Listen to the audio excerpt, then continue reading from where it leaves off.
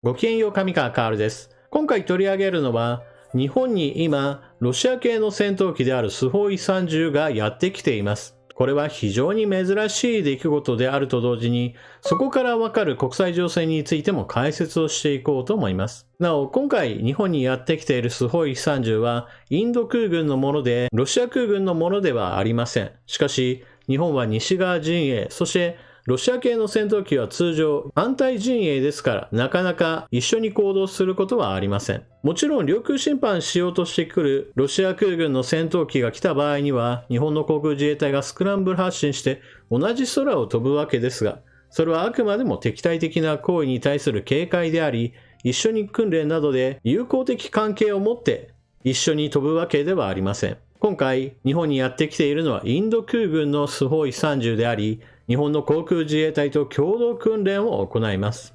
この出来事からインドと日本の友好関係についての解説をしていきましょう。ロシア製戦闘機フランカー日本初降臨、空自とインド空軍の共同訓練、かつての仮想敵機、世界は変わった。茨城県の航空自衛隊百里基地に1月10日、インド空軍の戦闘機スホイ 30MKI が飛来しました。目的は16日から同基地で実施されるビーアガーディアン23と呼ばれる航空自衛隊とインド空軍による戦闘機共同訓練に参加するためです。こちらはインド空軍のツイッターアカウント。これから日本へ行って日本の航空自衛隊と共同訓練を行うと大々的に広報も行っています。そしてこちらが百里基地のツイッターアカウントが掲載したインド空軍のパイロットたちとの記念写真です。インド空軍は今回のビーアガーディアン23参加のため4機のスホイ 30MKI 戦闘機と150名の人員を百里基地へ派遣。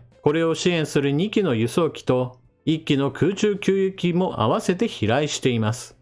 航空自衛隊側は百里基地から第7航空団所属のF2 戦闘機4機が参加しますが、それだけではありません。石川県の小松基地からも航空戦術共同団、通称アグレッサー所属のF15 戦闘機が4機参加するほか、警戒監視任務を担う中部航空警戒管制団もこれに加わるとのこと。これら航空自衛隊側の参加部隊の陣容を見ると、今回のビーアガーディアン23は部隊交流以上の高度な訓練内容が用意されていると思われます。スホイ 30MKI はロシア製戦闘機として有名なスホイ27フランカーをベースにしたインド空軍専用のモデルです。ちなみに型式につく MKI の末尾 I はインドの頭文字になります。本機は前後に座席がある2人乗り、いわゆるタンデム複座の機体で、対地攻撃と対空戦闘の両方の任務が可能なマルチロール多用途機です。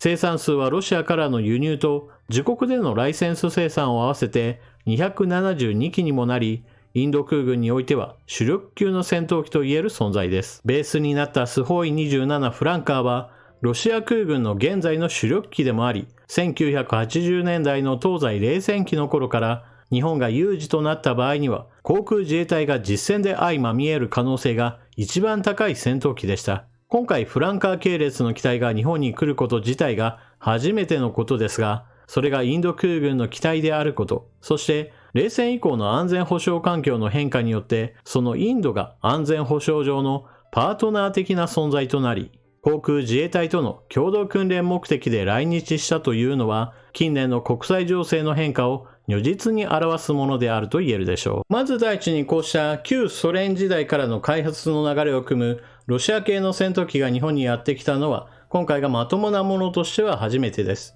まともなものではないものについては亡命してやってきたというパターンがあるわけですが、これはあくまでも少し時代が遡ることであり、現代においてはなかったことです。そして注目すべきポイントというのはまず第一に、インド空軍には別にロシア製の戦闘機だけしかないというわけではないことです。つまり、ロシア系の戦闘機を日本に派遣するということは当然のように、手の内を少しでも知られたくないロシアにしてみれば、なんで日本の航空自衛隊と共同訓練を出すのに、この機体を出すんだというインドへの反発が当然起こることが考えられます。もしもそのようなロシア側の反発を気にするのであれば、インド空軍はフランス製の戦闘機を保有していますから、それを日本へ派遣すれば何の波風も立たなかったのです。ですからそのようなロシア側の反応といったものを考えた上でも、ロシア系の戦闘機を出してきたということが、まさに国際情勢の変化の表れだと言えます。なぜそのようなことになっているかといえば、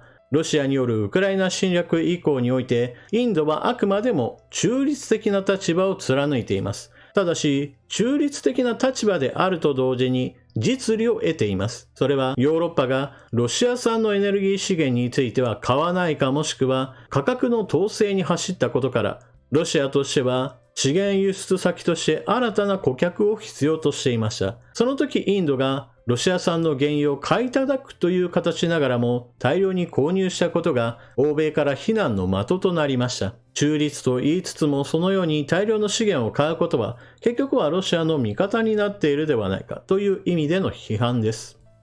ただしこれはインド側にもちゃんと言い訳する理由というものがあって、インドは世界一の人口になろうとしています。これからますます経済発展をしようとしているインドにとってはエネルギー資源を安く買い叩けるチャンスが目の前にあるのであれば、これをわざわざ遠ざける理由はないというのがインドの主張です。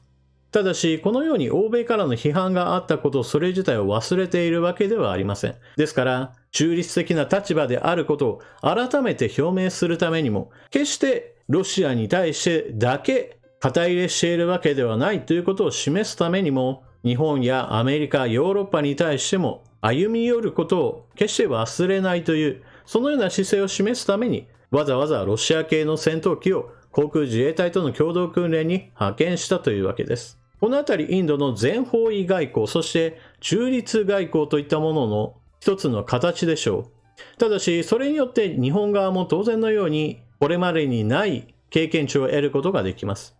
まず第一にこの記事でもあったように、共同訓練という割にはいろんなところから部隊が派遣されて訓練を行うことが指摘されていました。その中でも戦術共同団が参加するというのが一つのポイントです。この戦術共同団というのはいわばパイロットを育成するための教官のようないわゆるレベルの高い人たちの集まりのことで、これらの人たちが間近にロシア系の戦闘機と飛ぶことによってより多くの情報を得られることが考えられます。一緒に飛ぶことにより機体の特性やもしくは操作の癖といったものも盗めるかもしれません。なぜならばインド空軍が使っているこの戦闘機、もともとはロシア製の戦闘機ですから、どのように取り扱うか、どのように飛ばすか、そういったそもそも論の戦術指導はロシアが行っています。ですから、インド空軍に引き継がれたそのような内容を少しでも垣間見ることができるわけです。ですから一緒に共同訓練をすること、それ自体にも非常に意味がありますし、そこからより多くの情報を引き出そうと考えて、よりレベルの高い人たちが訓練に参加しているというわけです。ちなみにインドは安倍総理時代になんとか日米の側を引っ張ってこようという外交的な努力がなされていることにより、少しずつ関係性も深まってきています。インドの全方位外交、あくまでも中立に徹するという基本姿勢そのものはまだ変わってはいませんが、しかし中国との国境においては兵士たちが殴り合いの喧嘩をしていることはよくあることで、それによって死者が出ていることもこれまた珍しいことではありません。いわゆる中印国境紛争というものはいつ起こったとしても不思議ではなく、そういった意味でインドは中立外交といったものを掲げつつも、しかし仮想敵国としての中国というものを念頭にしていますから、日本にとっても軍事的にもそして経済的な意味においても非常に重要な相手なのです。今回の航空自衛隊での共同訓練というのはそうしたインドとの関係を少しでも良くしようという外交の一端であると同時に、軍事上においてもロシア系の戦闘機と一緒に飛ぶことによって少しでも情報を得ようとする、そのような試みの面でおいても意味のあるものだと言えるでしょう。というわけで今回の動画はここまで。日本にロシア系の戦闘機であるスホーイ30がやってきています。20世紀であればこのような場面は発生し得なかったことでしょう。それだけに国際情勢も変わってきていますし、戦闘機を派遣したインドとの関係性もこれからもっと深めていく必要があるでしょう。あなたは今回の話を聞かれてどのようなことを思われたでしょうか。ぜひともコメントしていってください。それでは動画を最後までご視聴いただきありがとうございました。チャンネル登録していない方はぜひともチャンネル登録していってください。そして動画を見終わったら評価ボタンのクリックもよろしくお願いします。それでは次の動画でまたお目にかかりましょう。またね。